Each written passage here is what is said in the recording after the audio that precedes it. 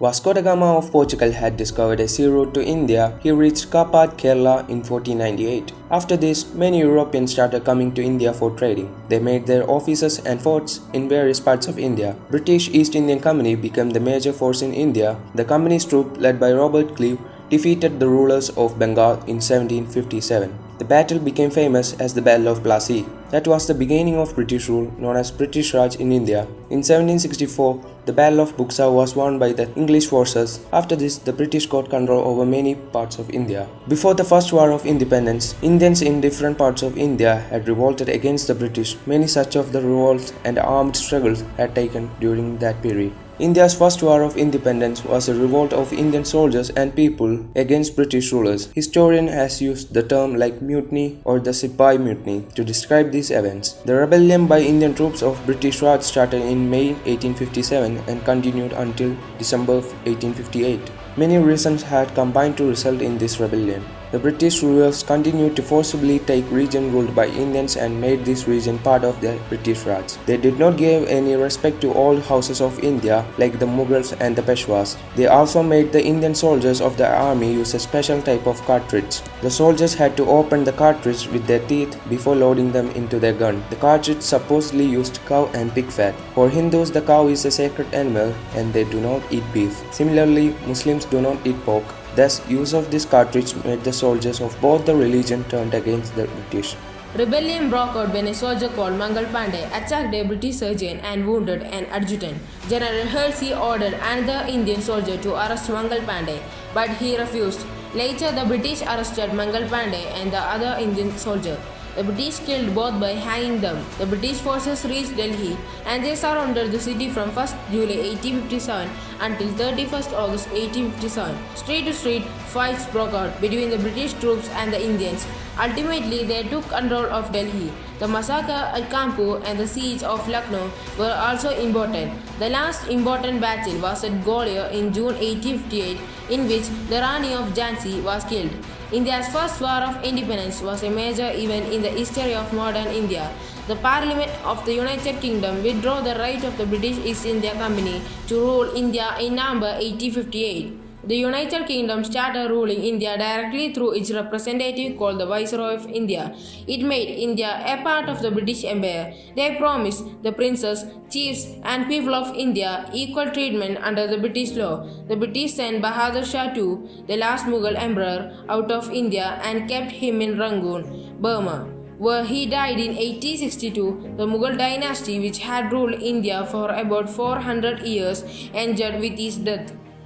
The period following India's first war of independence was an important period in Indian independence movement. Many leaders emerged at the national and provincial levels, and the Indians became more aware of their rights. Social movements also helped in shaping people's outlook, tried for social changes, and tried to remove bad social practices and evils like illiteracy and caste system. During this period, many social and religious leaders worked to inspire the Indian society. They spread the message of self-confidence, removing of social evils and making India free from domination of foreign power. In 1885, at the suggestion of Allan Octavian Hume, a retired British civil servant, with 73 Indian delegates met in Bombay. They founded the Indian National Congress. The delegates represented educated Indians in professions such as law, teaching, and journalism. A few years before, Dadabhai Naoroji had already formed the East India Association. It merged with the Indian National Congress to form a bigger party. Sir Syed Ahmad Khan launched a separate movement for Muslims and founded a college in 1875 in Aligarh, Uttar Pradesh. Later, this college became Aligarh University in 1921. The objective of the college was to give modern education to India's Muslims. By 1900, Indian National Congress had become a national party but did not represent all groups of Indian society, particularly the Muslims. In 1905, Lord Curzon, the Viceroy and Governor General of India, divided Bengal province into two provinces, Eastern Bengal and Assam with its capital at Dhaka, and West Bengal with its capital at Calcutta. At that time, Calcutta was the capital city of British Raj. The people became very angry at that partition and created the phrase divide and rule for the policy followed by the British Empire. During the First World War, Indians gave support to the United Kingdom. About 1.3 million Indian soldiers went to many parts of Europe, Africa and the Middle East to fight. Many Indians, including the prince and rich people of India, contributed money and material to the war funds of the United Kingdom. However, many Indian soldiers died in foreign lands. In India, flu spread like an epidemic, killing many people. The tax rates in India increased, and also prices. The Indians became restless. Mohandas Karamchand Gandhi, also known as Mahatma Gandhi, had received his education at London. He was a lawyer. In 1893, he went to South Africa after Gandhi was thrown off a train because he was a colored person sitting in a first-class seat. He took that emotion and used it to begin the fight against injustice that many people faced due to color at that time. He became successful and the government of South Africa removed most of such rules and restrictions. When Gandhi returned to India in 1915, a few people knew him. Under the leadership of Gandhi, Indians began to use a different method to get freedom over the next few years. In 1919, the British made a new law named the Rowlatt Act. It is also known as the Black Act. Indians protested against this law in many places. The positive impact of reform was seriously undermined in 1919 by the Rowlatt Act, named after recommendations made to the Imperial Legislative Council by the Rowlatt Commission, which had been appointed to investigate seditious conspiracy. In protest, a nationwide Hartal was called, marking the beginning of widespread, although not nationwide but a popular discontent. The agitation reached a peak in Amritsar. In Amritsar on 13th April 1919, about 10,000 Indians had assembled to protest against the Rowlatt Act. The British military commander, Brigadier General Reginald Dyer, commonly known as General Dyer, ordered his troops to fire at the civilians without any warning. The troops fired 1,650 times. Some historians estimate that the troops killed 379 and injured about 1,137 people. This incident came to be known as the Jallianwala Bagh massacre. With this killing of innocent people, the British lost the trust of the Indian people. Congress forced Britishers to investigate massacre of Jallianwala Bagh later. A Tehqiqat committee was made by the Congress. In December 1929, the Indian National Congress Party agreed to start a movement for complete independence from British rule.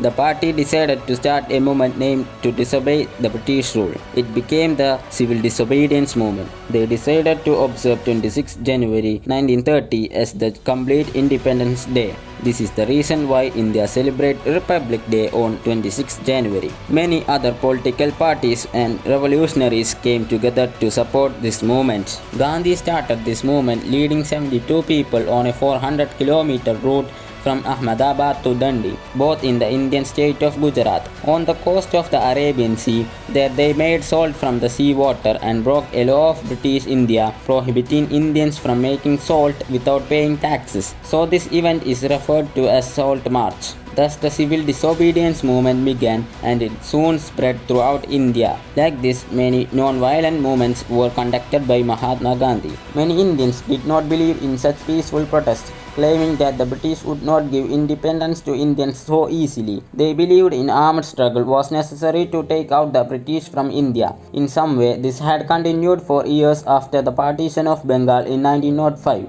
Many revolutionaries and leaders emerged from time to time. The rulers of the Britishers made a new law to govern India, named the Government of India Act 1935. This law aimed at constitutional process to govern India. It had three major aims: to establish a federal system with many provinces, to give self-ruling position autonomy to the provinces, and to give the Muslim minority protection through giving them some separate electorates. In such separate electorates, only Muslim could stand for election. In February 1937, elections took place for the provincial assemblies. Members of the Indian National Congress won in 5 provinces and held upper position in 2 more provinces. The Muslim League performance in the election was not good. During the Second World War, the rulers of the Britishers declared India to be a part of the war. They did not discuss the matter with Indians and Indian leaders. Indians and Indian leaders became divided over this matter. Some supported the British, while many did not. The British rulers of India wanted the Indians to fight and die in the name of freedom, yet they had denied this freedom to India and the Indians for more than 100 years. This created a lot of dissatisfaction among Indians, and 2 big movements for India's independence took shape. The first was the Indian National Army of Subhas Chandra Bose, and the second was the Quit India movement led by Mahatma Gandhi. Subhas Chandra Bose and many leaders did not like the British decision to drag India into the Second World War. He had twice, in 1937 and 1939, become the president of Indian National Congress Party, the leading Indian political party of that time. However, However, he and many other leaders of Indian National Congress Party differed on many matters. He resigned and formed a new party named All India Forward Bloc. The British government of India put him under house arrest, but he escaped in 1941. He reached Germany and secured the support of Germany and Japan to fight the British in India. And finally, in 1943, he organized Indian National Army (INA). On 8th August 1942, the leaders of the Indian National Congress Party met in Bombay. The leaders adopted a policy to force the British out of India. Gandhi's slogan, "Do or Die," became a national slogan, and the movement became the Quit India movement. At the beginning of the Second World War, the Indian National Congress Party had supported the British, but they had demanded freedom for India after the war. British did not agree to this proposal. On 14 July 1942, Indian National Congress Party passed a resolution demanding complete independence from the British rule. However, this did not have the support of some other political parties.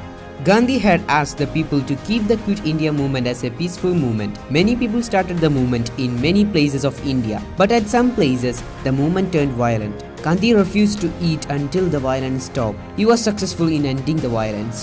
The British action was very quick. They arrested over 1 lakh people. They levied fines on many people. They dropped bombs on the people who demonstrated against British Raj. The troops of the British Raj even beat people with sticks and canned them. The British arrested all the leaders of the Congress Party. Gandhi's wife Kasturba Gandhi died during detention, as well as his secretary Mahadev Desai. Gandhi's health had also become very bad. In 1944, the British set him free, fearing that Gandhi's death might result in a very large protest by Indians. Gandhi continued to oppose the British and demanded that all other leaders be set free. The Second World War had reduced the economic, political and military strength of the British Empire. They were also aware that after the war, Indians would begin a larger movement for independence. The mood of the British people and the British army had also changed. After the Second World War, most of them were no longer willing to support the British ruling class in India. That position was now clear to the leaders of the United Kingdom. By early 1946, those leaders set free all the political prisoners held in India and opened independence discussions with the Indian National Congress Party. On the 14th of August 1947, Pakistan gained independence, and a day later, on the 15th of August, India gained its independence as well. On midnight of 15th August 1947, British handed India its formal political independence. A short time after that, Gandhi, who was aging and ill, died from a bullet fired by Hindu extremist named Nathuram Godse. The national leadership was then passed to his chief lieutenant Jawaharlal Nehru. On 3rd June 1947, the Viceroy Lord Mountbatten announced partition of India into two countries, Union of India and an Islamic Pakistan. In this partition, many people died while others were separated from their families. On 26 January 1950, India adopted their constitution, the longest constitution in the world. At a glance, on July 1497, Vasco Da Gama arrives in India. Then came the British and French. The British ruled between 1757 and 1947. French Empire continued till 1954. Portuguese in India continued till 1961. And at last, in 1961, India took military action against Portugal and ended the rule.